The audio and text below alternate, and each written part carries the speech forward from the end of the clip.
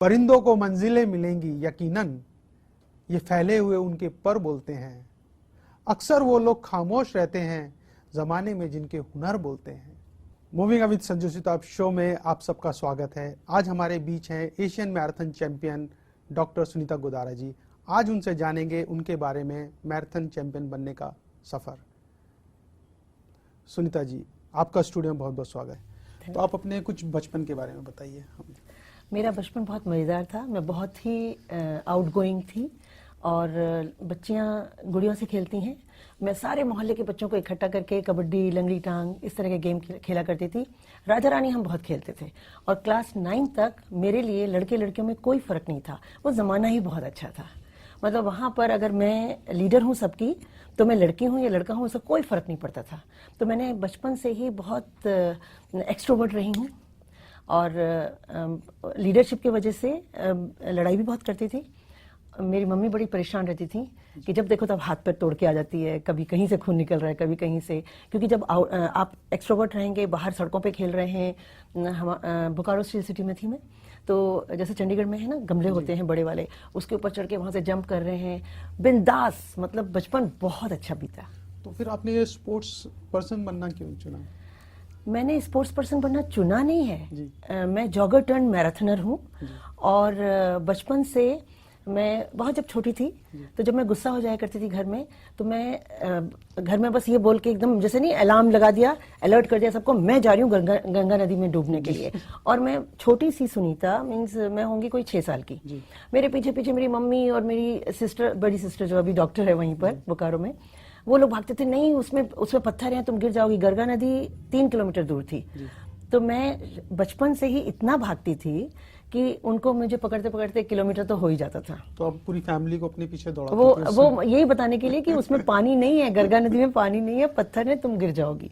और फिर वो मुझे पकड़ के वापस लाते थे। तो ये ऐसे तब से ही दौड़ भाग शुरू हो गई थी हमारी। तो उसके बाद स्पोर्ट्स पर्सन के साथ साथ आप एक फिटनेस ट्रेनर भी हैं।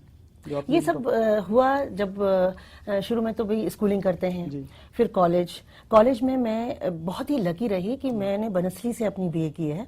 तो जो बैचलर डिग्री मैंने की वो सिर्फ इसलिए नहीं गई थी मैं बनसली विद्यापीठ जयपुर में कि वहाँ सिर्फ पढ़ाई करनी है। मैंने सुना था कि बनसली में जब मैं बोकारो में थी, तो ये मैं बात कर रही हूँ 1975 की, तो बहुत साल पुरानी बात है, करीब 37 साल हो गए। तो कि वहाँ पे रॉक क्लाइंबिंग होती है, वहाँ पे हॉर्स राइडिंग होती है, वहाँ पे स्विमिंग पूल है। तो जो सुविधाएं मुझे मेरे घर में मिली, क्योंकि हम ऑफिसर्स कॉलोनी में रहते थे, अपना क्लब था, स्विमिंग पूल था, रोज स्विमिंग करने जाया करते थे समर्स में। वहाँ फ्लाइंग भी सिखाते हैं, एनसीसी भी है और रॉक क्लाइंबिंग मतलब समर कैंप्स होते हैं एंड ऑल दैट। तो वो जब मैंने सुना तो मैंने कहा मुझे तो बनसली में ही पढ़ना है। बनसली में अभी भी पंचमुखी शिक्षा होती है, 10,000 लड़कियां हैं वहाँ पे, एक्सक्लूसिव गर्ल्स यूनिवर्सिटी है वो। वहीं से मुझे डॉक्टरेट की उपाधि भी मिली है। तो उस वजह से मैं वहाँ गई और वहाँ पे मैंने कोई भी एक्टिविटी, क्ले मॉडलिंग तक सीखी मैंने वहाँ पे, जो कि मैं आर्टिस्टिक नहीं हूँ इतना, लेकिन क्योंकि हॉर्स राइडिंग कर ली, फ्लाइंग कर ली, एनसीसी कर ली, डांस सीख लिया, मैंने क्लासिकल मणिपुरी क्लासिकल सीखा हुआ है। तो उसके बाद फिर क्ले मॉडलिंग क्यों छोड़ें, ये सब को करिकुलर एक्टिविटीज थी। तो आप तभी सीख पाते हैं जब आपको टाइम मैनेजमेंट आता है। पढ़ाई भी साथ साथ करनी है। मैं थ्रू आउट फर्स्ट क्लास हूँ, बीए में मेरी फर्स्ट क्लास थी, तो पढ़ाई भी करनी है, स्पोर्ट्स में बेस्ट एथलीट थी, तो स्पोर्ट्स भी करना है और साथ साथ ये को करिकुलर एक्टिविटीज भी सीखनी है। तो ये सब तब हो पाता है जब आप टाइम मैनेजमेंट करना जानते हैं। तो जैसे हमारे देश में गर्ल्स को इतना बढ़ावा नहीं मिलता है, तो आपको कैसे ये सब चीज़ों को करने का बढ़ावा मिला? बढ़ावा देखिए घर से शुरू होता है। अगर आपके पेरेंट्स आपको रोकते नहीं हैं, अगर आपके अंदर टैलेंट है और आपके पेरेंट्स नहीं रोक रहे हैं, तो ही आप आगे बढ़ पाते हैं। जिन बच्चों के पेरेंट्स, उनकी जो कैलिबर है, भाई सिर्फ पढ़ाई तो सब कुछ नहीं है ना, को करिकुलर एक्टिविटीज में अगर वो प्रमोट नहीं करते हैं बच्चों को, तो बच्चे नहीं कर पाते हैं। तो सबसे बड़ा हाथ पेरेंट्स का होता है। फिर आपने कहाँ से स्कूलिंग की, कहाँ से कॉलेज किया, उसका बहुत फर्क पड़ता है जी। तो इसलिए वो सब चूज करके जाना चाहिए। तो सुनीता जी, आपके पास तो बहुत सारे ऑप्शन थे, तो आपने मैराथन ही क्यों चुना? देखिए ऑप्शन तो डांस का भी था जी। क्योंकि मैं अपने कॉलेज की डांस ग्रुप की मेंबर थी। फिर हमने प्रोफेशनली राजस्थानी डांस सीखा और जब वो रशिया जा रही थी टीम डांस की तो मेरे पास में ऑप्शन था कि मैं एमए का एग्जाम दूं या मैं रशिया जाऊं डांस टीम के साथ। तो नेचुरली मैं पढ़ाई में इतनी बहुत ज़्यादा पढ़ाई की शौकीन नहीं थी, लेकिन मेरा मन था कि मैं लेक्चरर बनूंगी। उस समय तक कोई इरादा नहीं था कि मैं प्रोफेशनल एथलीट बनूंगी। कॉलेज तक मतलब जब मैं मास्टर डिग्री कर रही थी पब्लिक एडमिनिस्ट्रेशन में, तब मैं डांस की टीम में भी थी। तो वो जब रशिया जाने के लिए तो मैंने फिर पढ़ाई को चुना। तो मुझे अपने एग्जाम मिस नहीं करने थे, तो इसलिए मैंने फिर एमए के फाइनल एग्जाम्स थे वो मैंने दिए और मैं डांसर नहीं बनी। तो एक तरह से अच्छा ही हुआ, नहीं तो आज मतलब मैं फोक डांसर होती। हाँ। उसके बाद फिर मैराथन में कैसे आई, जब कॉलेज में 400 मीटर 800 मीटर हुआ करता था, उससे ज़्यादा लंबा डिस्टेंस होता नहीं था गर्ल्स के लिए। 76 77 की बात कर रही हूँ। तो मैं जब 400 करती थी उसमें जैसे फर्स्ट आई, 800 उससे बेटर टाइमिंग करती थी। तो मुझे भी ऐसा फील होता था कि मैं जो लॉन्गर डिस्टेंस करती हूँ उसमें बेटर हूँ। तो जब मैं यूनिवर्सिटी में पहुंची तो वहाँ क्रॉस कंट्री 1500 मीटर 3 किलोमीटर्स की होती है। तो फिर मैंने क्रॉस कंट्री में स्विच ओवर किया। एमए करने के बाद में जब मैं दिल्ली आ गई 1980 में, तो 1980 में मैं आई हूँ और 1982 में फर्स्ट टाइम इंडिया में मैराथन हुई। 1982 में हो गई। उस समय मैं मैराथन रनर नहीं थी क्योंकि मैं हॉस्टल की वार्डन थी श्री अरबिंदो आश्रम मदर्स इंटरनेशनल स्कूल में। तो मेरी ड्यूटी थी संडे को उनको बिजी रखना है। तो कहते हैं ना, अंधा क्या चाहे दो आंखें, और सावन के अंधे को हरा ही हरा सूझता है। ये सब कहावतें जो हैं बिल्कुल सही है, क्योंकि मुझे प्यार था रनिंग से, तो गर्ल्स को प्यार था आउटिंग से। तो मैंने हॉस्टल गर्ल्स सब एनआरआई डॉटर्स थी, तो मैंने उनसे पूछा कि भाई घूमने जाना है तो रनिंग करके जाना होगा। दे वर ऑल हैप्पी कि हाँ भाई चलो। हमने पूरी दिल्ली, कुतुब मीनार से लेके, उस समय नेहरू स्टेडियम भी साइट सीइंग प्लेस हुआ करता था, कालीबाड़ी, साकेत का ये जो सैनिक फार्म, सब जगह हम दौड़ के जाया करते। तुगलकाबाद फोर्ट, मदर स्कूल से यानी कि आईआईटी से रनिंग करके जाते थे। वहां पे फिर हमारी बस आती थी, पिकनिक करते थे। तो एवरग्रीन जाना है, डोसा खाने भी जाना है, तो पहले वर्कआउट। सब शॉर्ट्स में होंगी लड़कियां। मेरे पास 35 गर्ल्स थी, मैं उनकी वार्डन थी 24 ईयर्स ओल्ड, और वो 16 ईयर्स ओल्ड गर्ल्स थी। सबको रनिंग करके लेके जाएंगे, डियर पार्क का चक्कर लगाओ, फिर डोसा खाओ, फिर वापस आओ। तो इस तरह से हम उनके साथ में संडेज को करते थे। फिर मैंने सोचा कि इनको तो संडे को कराते हैं, क्यों ना हम एवरीडे कर लें। मैं एवरीडे 10 किलोमीटर्स करने लगी। तो एक बार हॉस्टल की जो आश्रम की इंचार्ज है तारा दीदी, उन्होंने कहा कि तुम इतना दौड़ती हो तो मैराथन होने वाली है। उस समय इंडिया में सिर्फ 3 मैराथन होती थी, एक दिल्ली में, एक इलाहाबाद में और एक पुणे में। तो बोली अभी नेशनल मैराथन होने वाली है तो तुम उसमें पार्ट लो। कितना किलोमीटर है? 42 किलोमीटर, और मैं दौड़ती थी 10 किलोमीटर्स। तो मैंने सोचा अब क्या करना चाहिए। कोई ट्रेनिंग का, कोचिंग का, कोई ABCD नहीं पता था, लेकिन बस दौड़ने का शौक था। तो मैंने एक दिन अपने आश्रम वाले सारे फ्रेंड्स को कहा, मैं वहाँ पे मॉर्निंग योगा और इवनिंग स्पोर्ट्स भी लिया करती थी। तो मैंने सारे स्पोर्ट्स के बॉयज़ को कहा, मैं जा रही हूँ सुबह 4 बजे, मुझे 30 किलोमीटर रन करके देखना है कि मैं कर सकती हूँ कि नहीं। एंड बस निकल पड़े। तो मेरे पीछे पीछे आश्रम के लड़के भी निकल पड़े कि भाई कहीं सुनीता को। मैंने कहा देखो भाई, रास्ते में अगर मुझे कुछ हो गया तो मैं कुछ नहीं जानती हूँ।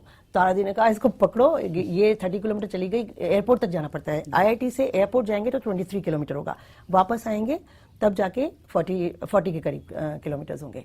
तो फिर हम दौड़ते दौड़ते दौड़ते, फिर वो नेचुरली फिर तो किलोमीटर देखना ही है। मैंने 30 किलोमीटर फर्स्ट टाइम किया और मुझे कंफर्टेबल लगा। फिर मैंने मैराथन में पार्ट लिया। उस जमाने में 1984 में सिर्फ 3 लड़कियों ने मैराथन फिनिश की थी, आज तो 50-60 होती हैं। तो उसमें मैं फिर फर्स्ट आई।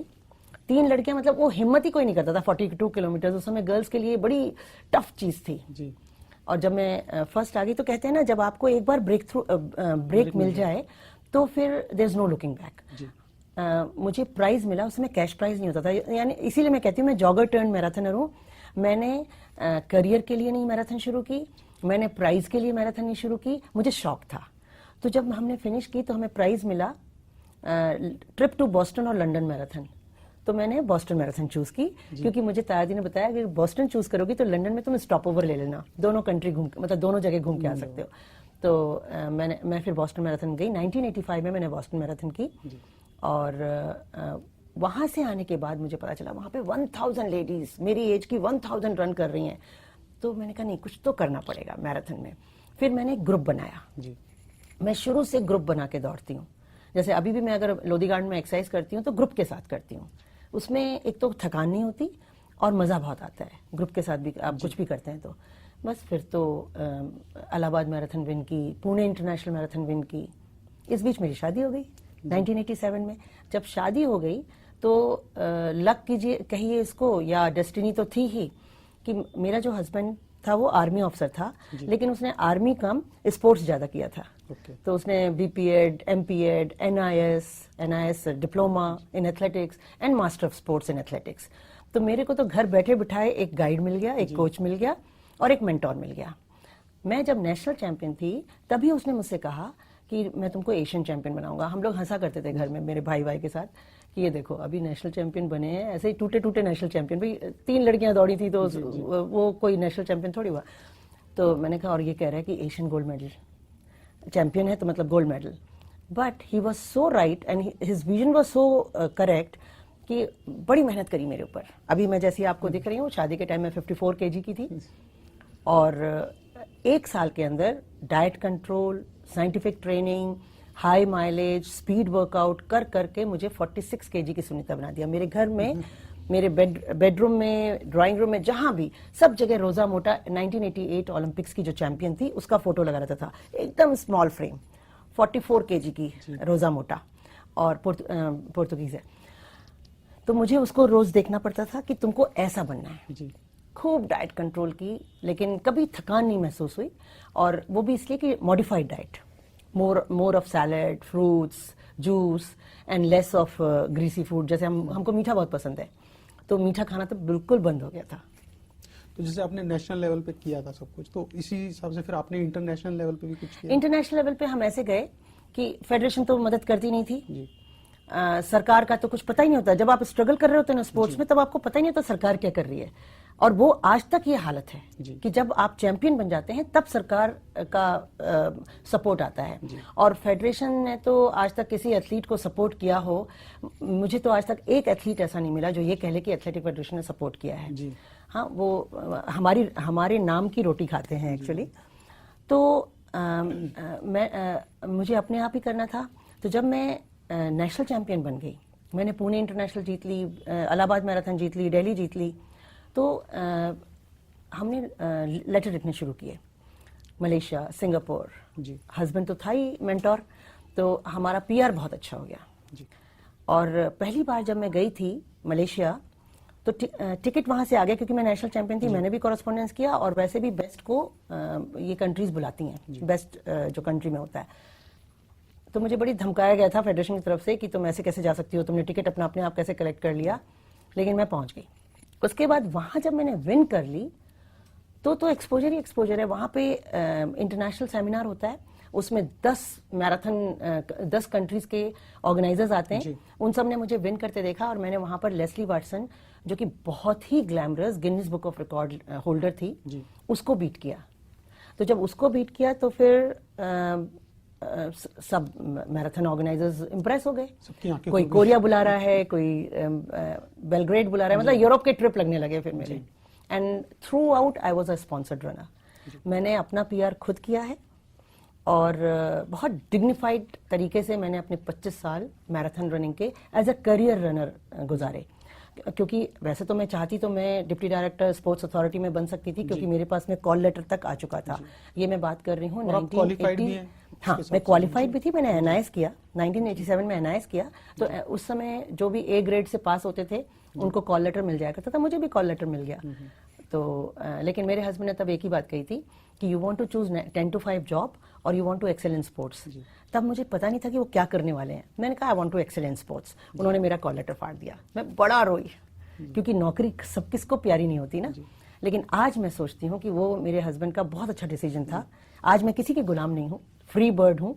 मैंने 25 साल करियर अपना मैराथन रनिंग का किया और आज मैं 10 मैराथन ऑल इंडिया में जो हो रही हैं, टॉप से टॉप मैराथन जो इंडिया में होती हैं, उनमें मैं अपने इंडियन एथलीट्स को, जो टॉप एथलीट्स हैं, उनकी हेल्पलाइन हूँ, उनकी कोऑर्डिनेटर हूँ, उनकी मेंटोर कह सकते हैं आप।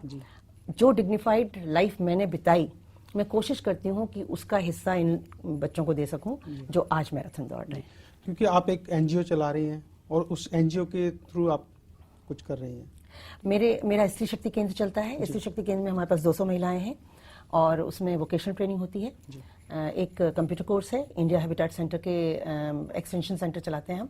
एक हमारे पास में ब्यूटी पार्लर का टीचर्स ट्रेनिंग कोर्स है, और एक कटिंग टेलरिंग है, वो जन शिक्षण संस्थान HRD मिनिस्ट्री के तहत हमारा कोलैबोरेशन है। इसके अलावा हम एक बुजुर्ग सेवा केंद्र चलाते हैं जो कि गवर्नमेंट का प्रोजेक्ट है, समाज कल्याण विभाग का। और एक मेरा सबसे प्रिय जो वहाँ पर ट्रेड चलता है वो है ताइक्वांडो एकेडमी। स्लम की लड़कियों के लिए हमने 2007 में एक ताइक्वांडो एकेडमी शुरू की। उसके बाद जब निर्भया कांड हुआ था तो उस वक्त हमने ये मुहिम छेड़ी, महिला सुरक्षा हमारा अधिकार, और इन 8 सालों में हमने 17,000 MCD स्कूल की गर्ल्स को सेल्फ डिफेंस कोर्स कराया। क्योंकि मेरे पास सारी लड़कियां ब्लैक बेल्ट मास्टर हैं, और गवर्नमेंट का एक प्रोजेक्ट निकला कि MCD स्कूल की गर्ल्स स्कूल में जाना है, तो उसमें लेडी इंस्ट्रक्टर्स चाहिए। तो फिर नेचुरली हमें एक एकेडमी ने हमें ही अप्रोच किया, और हमने उनको अपनी ब्लैक बेल्ट जो गर्ल्स मास्टर्स थी वो प्रोवाइड की। हमारे पास US से भी अभय सिंह राठौर हैं, ब्लैक बेल्ट बोर्ड के, वो ब्लैक बेल्ट 7 डान है, मतलब ग्रैंड मास्टर हैं। ग्रैंड मास्टर भी हमारे सेंटर में आके हमारी गर्ल्स को TOT कराते हैं, टीचर्स ट्रेनिंग कोर्स, कभी 1 वीक देते हैं। मतलब बहुत अच्छा लगता है, क्योंकि वो लड़कियां ज़्यादा पढ़ी लिखी नहीं हैं, 7th पास हैं, ड्रॉप आउट हैं, 12th हैं, और वो ब्लैक बेल्ट जब हो जाती हैं तो वो सेल्फ एम्प्लॉयड हो जाती हैं। तो सुनीता जी, NGO के साथ साथ आप और क्या क्या करती हैं? इसी NGO के तहत हेल्थ फिटनेस ट्रस्ट मेरी संस्था का नाम है। मेरे पास 2 NGO हैं, एक हेल्थ फिटनेस ट्रस्ट, एक हेल्थ फिटनेस सोसाइटी। तो एक तो ये सोशल वर्क हो गया, इसके साथ साथ हम इवेंट ऑर्गेनाइज करते हैं सोशल कॉज के लिए। मैं वर्ल्ड हेल्थ डे के दिन हेल्थ रन करती हूँ, वर्ल्ड एड्स डे के दिन HIV एड्स अवेयरनेस रन करती हूँ। मतलब जितने भी सोशल कॉज हैं उनको रन से जोड़ देती हूँ। हमने हेल्थ मिनिस्ट्री के साथ में ऑर्गन डोनेशन किया हुआ है, हेल्थ मिनिस्ट्री WHO के साथ में टोबैको कंट्रोल किया हुआ है। मैं नारकोटिक्स कंट्रोल ब्यूरो और Delhi government plus ministry of social justice and empowerment NISD department के साथ में ड्रग अब्यूज प्रिवेंशन पे काम करती हूँ, और पूरे साल करती हूँ। एक बहुत बड़ा इवेंट हम इंडिया गेट पे कराते हैं जो 5,000 पार्टिसिपेंट्स के साथ होता है, और अभी हमने drug free youth school programme किया था। अभी 3 महीने के बाद में हम drug free youth college programme करने वाले हैं, फिर कम्युनिटी। तो ऐसे साल भर हमारा ड्रग अब्यूज प्रिवेंशन पे काम चलता रहता है। हमने 2002 में एक PIL भी किया था, ड्रग अब्यूज इन स्पोर्ट्स, जिसकी वजह से मैं ब्लैक शिप बन गई थी स्पोर्ट्स में। हमने ड्रग अब्यूज के खिलाफ आवाज उठाई थी, और स्पोर्ट्स में ड्रग्स नहीं होनी चाहिए, इसके ऊपर ही वो PIL था, जो आज भी हम उसकी फाइट में लगे हुए हैं। क्लीन स्पोर्ट्स इंडिया का हमारा मुहिम रहती है। इसके अलावा जो मैराथन्स हैं जो और ऑर्गेनाइज करते हैं, उनमें मैं अपनी टीम लेके सोशल कॉज के लिए जाती हूँ। जैसे अभी एयरटेल मैराथन हुई, एयरटेल मैराथन में हमने 2 कॉज लिए थे, एक रोड सेफ्टी का कॉज WHO के साथ, और एक ऑर्गन डोनेशन का कॉज नोटो के साथ, जो नेशनल ऑर्गेनाइजेशन फॉर ट्रांसप्लांटेशन है। इसके अलावा जो मैं खुद इवेंट ऑर्गेनाइज करती हूँ, एक चैंपियंस रन है, इंडिया गेट वाला तो drug abuse run against drug abuse हो गया, तो खुद के भी करते हैं। और दूसरी जो मैराथन्स होती हैं जो दूसरे ऑर्गेनाइजर्स करते हैं स्मॉल सिटीज में, वो मुझे मैराथन एम्बेसडर बनाते हैं, मैराथन मेंटर बनाते हैं, मैं मैराथन वर्कशॉप्स लेती हूँ। और ये जो 10 मैराथन्स हैं, इनमें मैं टॉप एथलीट्स को, I am a service providers to big marathons for elite runners, top runners उनको प्रोवाइड करती हूँ, जिसमें मेरी ऐसी मास्टरी है कि बहुतों ने सोचा कि मतलब फेडरेशन शायद बीच में अड़ंगा डालेगी या कुछ भी नहीं। जो ये आपका कैलिबर होता है जो आप करते हैं, जैसे मैं जो इवेंट ऑर्गेनाइज करती हूँ सोशल कॉज के लिए, अब तो बहुत सारे इवेंट ऑर्गेनाइज हो रहे हैं, लेकिन जिस तरह से मैं उनमें मिनिस्ट्री को भी जोड़ती हूँ, कॉर्पोरेट्स को जोड़ती हूँ, कंपनीज को जोड़ती हूँ, स्कूल कॉलेज एंड NGOs को जोड़ के, जो कहते हैं ना, कहीं की ईंट कहीं का रोड़ा, भानुमति ने कुनबा जोड़ा, इस तरह के इवेंट करके हम सोशल अवेयरनेस करते हैं। जी सुनीता जी, आप जो आज की युवा हैं उनको क्या कहेंगे स्पोर्ट्स में आने के लिए? देखिए, स्पोर्ट्स को आप 2 तरह से ले सकते हैं, एक कॉम्पिटिटिव स्पोर्ट्स होता है, एक रिक्रिएशनल स्पोर्ट्स होता है। और रिक्रिएशनल स्पोर्ट तो ईच एंड एवरीवन, युवा हो, बुजुर्ग हो, मिडिल एजेड हो, सबको करना चाहिए, क्योंकि you have to be very selfish for your own health.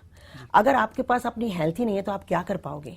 तो हेल्दी रहने के लिए स्पोर्ट्स से बढ़िया कोई चीज नहीं हो सकती जी। हाँ, उसमें रनिंग सबसे सस्ता उपाय है।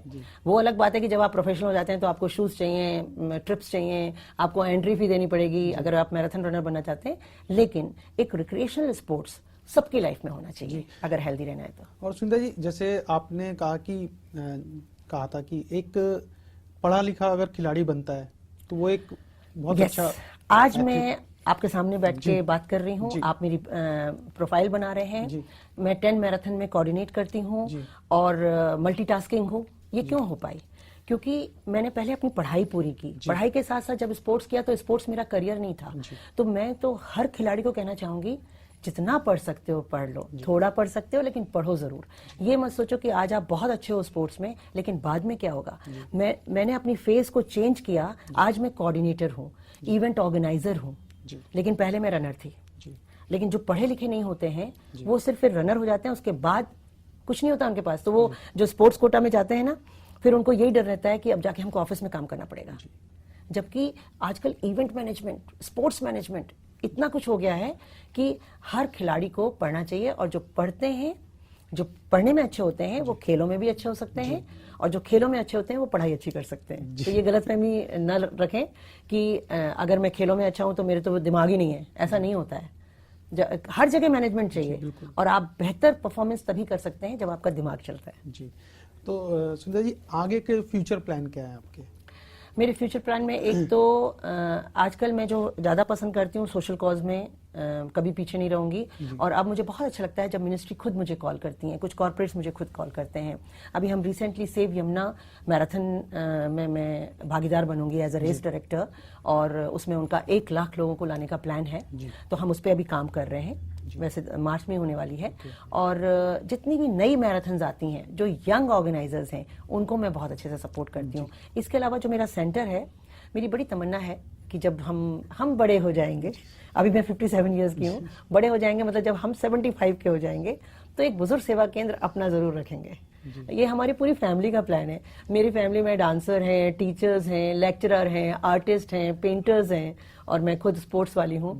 तो हमने सोचा हुआ है कि जब हम उस उम्र में पहुंच जाएंगे तो हम एक बुजुर्ग सेवा केंद्र चलाएंगे, जिसमें कि जो दूसरे बुजुर्ग आएंगे उनके साथ में हम बहुत अच्छे से, उसके साथ में एक छोटा स्कूल हो। ये जो इंटर जनरेशन गैप होता है ना, इसको दूर करने के लिए एक छोटा स्कूल जरूर रखना चाहिए बच्चों का। तो एक छोटा बच्चों का स्कूल हो और एक बुजुर्ग सेवा केंद्र हो, तो बुजुर्गों को भी मजा आएगा और बच्चों को भी मजा आएगा। तो ऐसा कुछ करने का प्लान तो कहते हैं ना कि बुजुर्ग जब उस एज में पहुंचते हैं तो वो बच्चे बन जाते हैं, तो वो दो आपस में उनका बड़ा अच्छा कॉम्बिनेशन हो सकता है उनकी लोनलीनेस को खत्म करने के लिए। और स्त्री शक्ति केंद्र तो मेरा है ही, जो फ्लरिश कर रहा है। मैं जितनी भी मेरे स्त्री शक्ति केंद्र में लड़कियां हैं, हमारे यहाँ से ही पढ़ी हुई हैं बहुत सारी, और मैंने उनको इतना फ्रीडम दे रखा है, वो मुझे बहुत प्यार करती हैं। मतलब मैं जब भी अपने स्त्री शक्ति केंद्र की बात करती हूँ तो हम टीचर्स भी और हम बहुत इमोशनल हो जाते हैं। बहुत सेफ एनवायरनमेंट है, बहुत मजा आता है उनको। और ये स्त्री शक्ति केंद्र में जितनी लड़कियां हैं उनको मैंने एंटरप्रेन्योर बना दिया है। They decide themselves and 200 girls रोज आना and they feel happy। तो मैं तो ये कहती हूँ, लोग कहते हैं ना तुम्हारे इतने खुश रहने का राज क्या है, वो करो जो तुम्हें अच्छा लगता है, और जो करो उससे प्यार करो। तो एक और सवाल था सुंदर जी, जैसे कि लड़कियों की सेफ्टी के लिए क्या होना चाहिए? देखिए, अब समाज में सेफ्टी के लिए तो जागरूकता लानी पड़ेगी। सोच बदलती है, 2 तरह से सोच बदलती है। एक तो कानून से, कानून तगड़े होंगे तो सोच बदलेगी। यही बंदे जो यहाँ पर बहुत बदमाशी करते हैं, जब ये दुबई में उतरते हैं वहां बिल्कुल सीधे हो जाते हैं। ठीक है, यहाँ पर सड़कों पे थूक रहे हैं, और जैसे ही सिंगापुर में उतरते हैं वहां पे कोई नहीं थूकता है। तो ये अगर कानून तगड़ा हो तो एक तो सोच बदलती है, और एक हमारी व्यवस्था ऐसी हो समाज में तो एक कानून बदलता है, और एक हमारी सोच, अगर हमारा माइंडसेट बदलना पड़ेगा, एक तो वो है। दूसरा, जैसे मैं एज अ रनर, अगर माँ बाप सोचते हैं कि रनिंग करने जाएंगी, सड़कों पे दौड़ना होगा, कहीं डियर पार्क में दौड़ना है, जंगल में दौड़ना है, तो सेफ्टी नहीं है। उसका एक बहुत अच्छा तोड़ है, आप ग्रुप बना के रहिए। आजकल इतने क्लब्स हैं, दिल्ली में, बॉम्बे में, बैंगलोर में, सब जगह रनिंग। आजकल सोशल मीडिया का जमाना है, लोग आज ये बहुत अच्छा लगता है कि रनिंग हैज बिकम फैशन। तो आजकल तो सोशल मीडिया वाले फ्रेंड्स ना, उनको पहले से पता होता है कि आज वहां पे 100 जने इकट्ठे हो रहे हैं, बॉम्बे में एक क्लब है 1500 एवरी सैटरडे, वो ब्रेकफास्ट रन होता है, मतलब पहले रन करेंगे फिर ब्रेकफास्ट करेंगे। तो इसी तरह से दिल्ली में भी बहुत से, आप सोशल मीडिया में रनिंग फ्रेंड्स बना लीजिए, रनिंग क्लब्स हैं। तो ग्रुप में जब रनिंग करते हैं, हमारे जमाने में हमें खुद करना पड़ता था, लेकिन आज क्योंकि सोशल मीडिया है तो ऐसे ग्रुप्स मिल जाते हैं। जब आप ग्रुप ज्वाइन कर लेते हैं तो सेफ्टी की प्रॉब्लम ही खत्म हो जाती है। तो चलिए सुनीता जी, देखते हैं कि आपके दोस्त और आपके फैमिली वाले आपके बारे में क्या कहते हैं।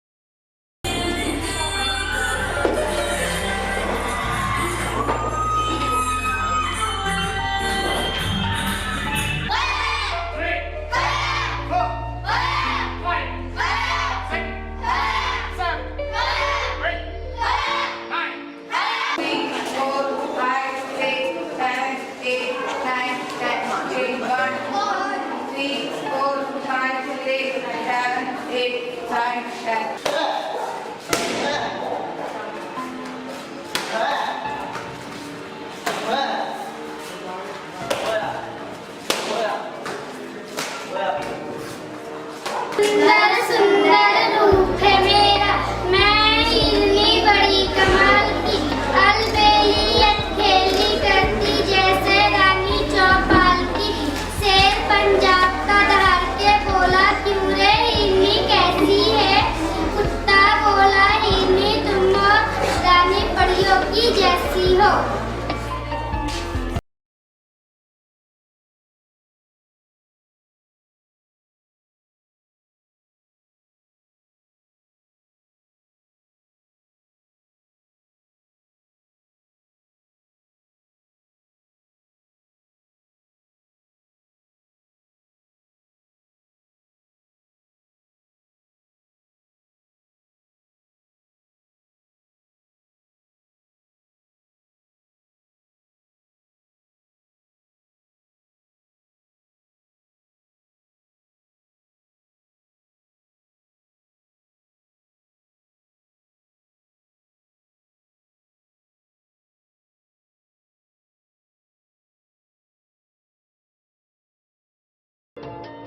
मेरा नाम सोनिया चावला है और मैं हेल्थ फिटनेस ट्रस्ट में 2008 में आई थी as a beauty culture student. Ma'am का नेचर, तो जब मैं 2001 में यहाँ पे स्टूडेंट के तौर पे आई थी, उनका एवरग्रीन स्माइलिंग फेस वो सब बयान कर देता है, उनके बारे में और कुछ बोलने की ज़रूरत ही नहीं है। स्माइलिंग फेस के साथ साथ मोटिवेशन, गाइडेंस वो सब हमें प्रोवाइड करती है। उन्हीं के साथ रह के हमारे में काफ़ी सारी डेवलपमेंट्स आए हैं, हमारे में काफ़ी सारे हम आगे बढ़े हैं।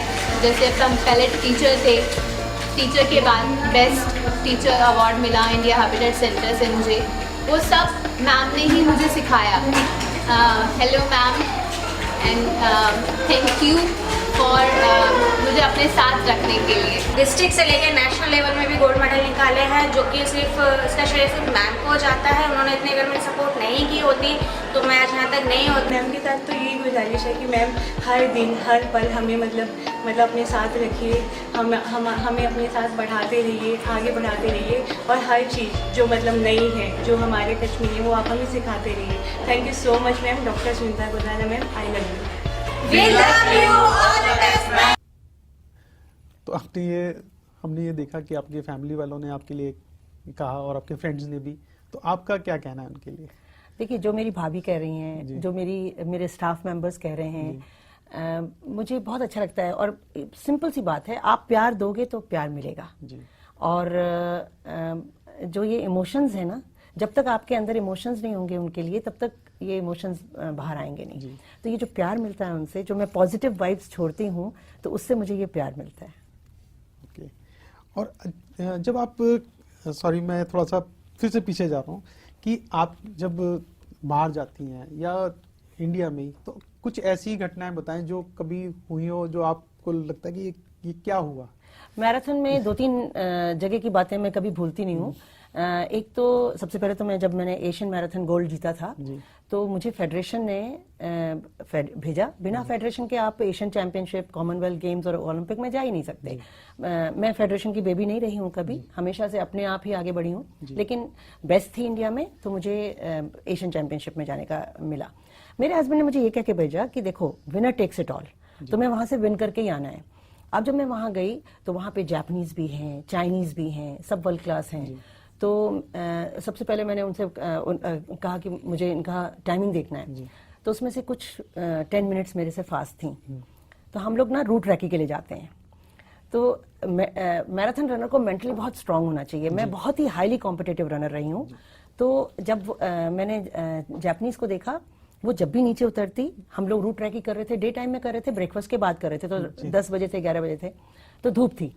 और ये बात है थाईलैंड की, बैंकॉक के पास में एक बंडूंग करके जगह है, वहां पर हमें 42 किलोमीटर का रूट दिखाया जा रहा था। सारे इंटरनेशनल रनर्स थे एशिया के। तो जापानीज उतरी छाता लेके, तो मैंने देखा, मैंने फिर उससे पूछा why you take umbrella every time, whenever she gets out, bus से उतरी, छाता खोल लिया, बोली I have sun allergy. Oh wonderful. तो मैंने कहा एक तो गई, चाहे वो 10 मिनट्स मेरे से फास्ट है, लेकिन सन एलर्जी है। तो मैराथन में क्या होगा कि 2 घंटे तक तो फिर भी अंधेरा रहेगा, मौसम ठीक रहेगा, लेकिन 2 घंटे के बाद धूप आ जाएगी, तो इसको प्रॉब्लम होने वाली है। फिर जापानीज का तो हो गया। फिर चाइनीज नीचे ही नहीं उतर रही थी।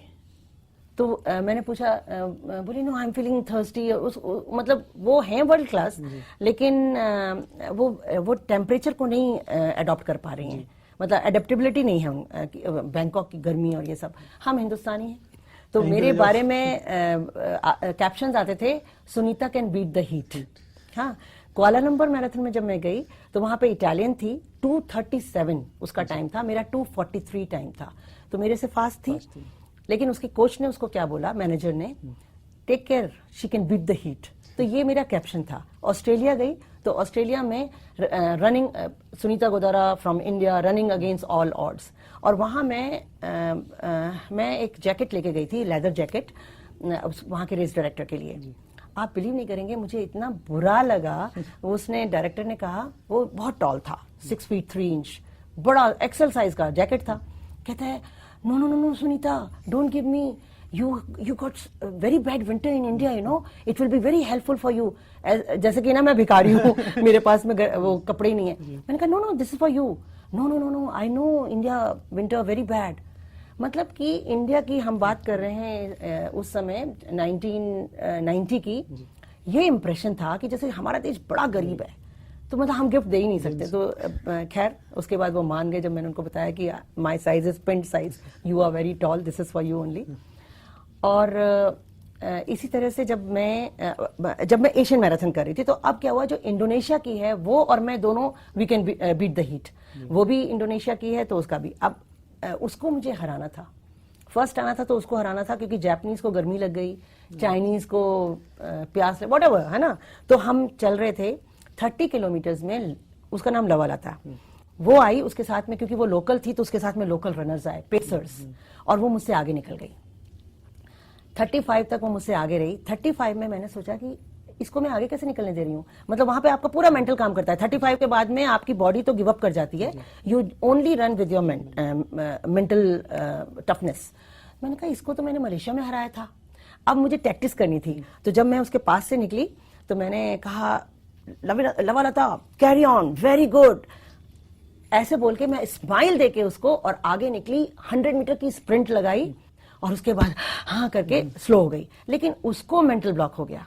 उसको लगा कि अभी 3 महीने पहले इसने मुझे मलेशिया में हराया था, तो ये इसका मतलब बहुत स्ट्रांग हो गई है, 3 महीने में और ट्रेनिंग करके आई है और स्ट्रांग हो गई है। लेकिन वो टैक्टिस थी। तो ये सारी टैक्टिस ना हमेशा याद रहती है। मैं हमेशा जब वर्कशॉप लेती हूँ तो अपने मैराथन रनर्स को ये बताती हूँ कि आपको अगर किसी को बीट करना है तो इस तरह की टैक्टिस करनी पड़ेगी।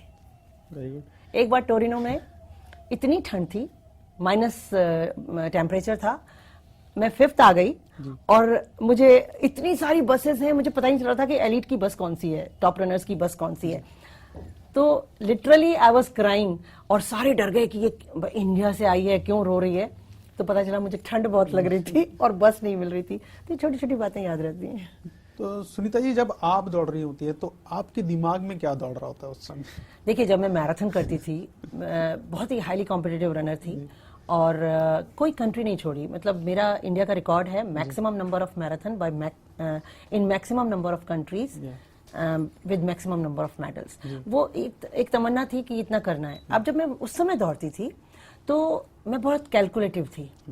मैंने हमेशा एक मैराथन से दूसरी मैराथन में बेटर टाइम करने की कोशिश की है और मेरे दिमाग में हमेशा ये रहता था, I have to prove myself, I have to prove my self.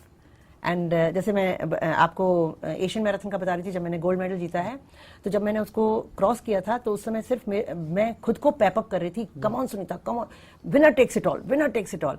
तो हम मैराथन रनर्स अपने आप से बात करते हैं, तभी हम बेटर कर पाते हैं। आजकल जब मैं दौड़ती हूँ तो कहती हूँ I have to be very selfish because I have to keep fit, I have to keep fit, I have to be slim, so I have to run. So Sunita, come on, you have to be a role model, something like that, you have to pep up yourself always when you are doing running, because running is quite a lonely thing.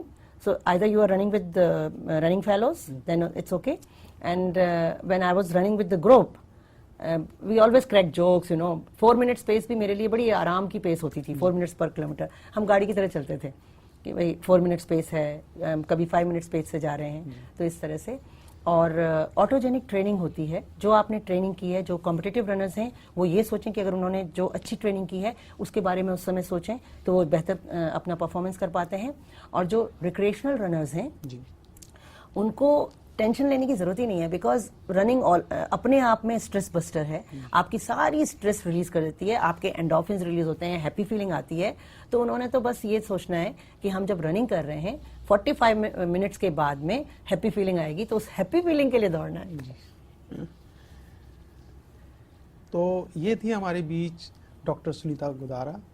तो सुनीता जी, आपके आज studio में आने के लिए बहुत बहुत धन्यवाद, और आपके लिए एक छोटा सा तोहफा है हमारी तरफ से। Thank you so much. तो ये थी हमारे बीच डॉक्टर सुनीता गोदारा जी, स्टूडियो में आई, और अगले एपिसोड में मिलेंगे एक और नए अचीवर से। तब तक के लिए गुड बाय।